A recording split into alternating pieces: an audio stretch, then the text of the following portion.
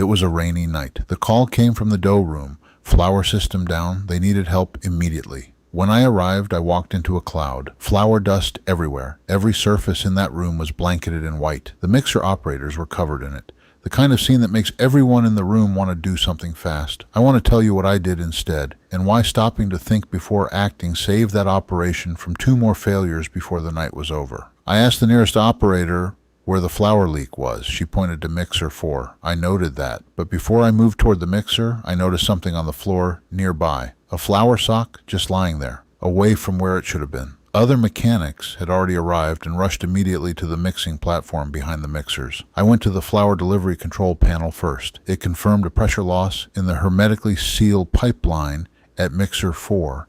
Then I walked to the mixer and looked up at the flour hopper. The diverter valve was still open. The flour sock was missing from the top of the hopper. I already knew where it was. To understand what happened, you need to understand how a pneumatic flour delivery system works.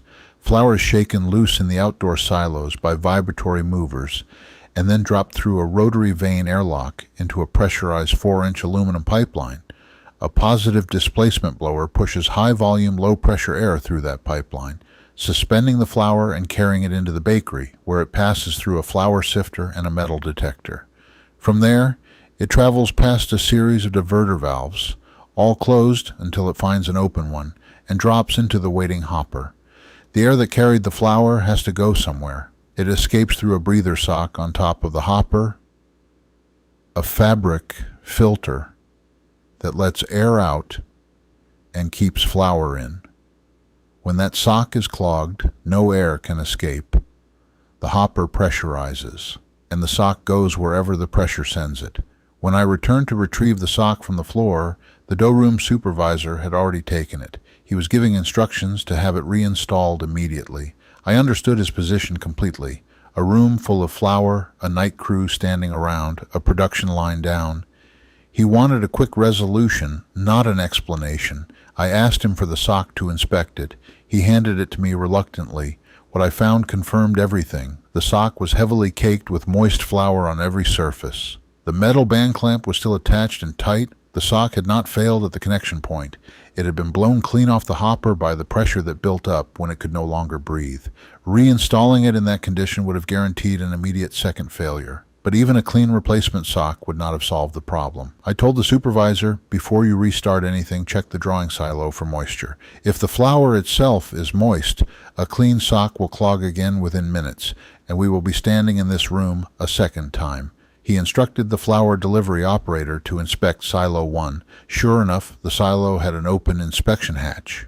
On a rainy night, the flour in that silo was compromised. Production switched to a dry silo, inspected every flour hopper sock in the system, replaced all the affected ones, and restarted the line. No further problems the rest of the night. Total downtime, 1 hour, from a clogged sock caused by moist flour entering through an open hatch.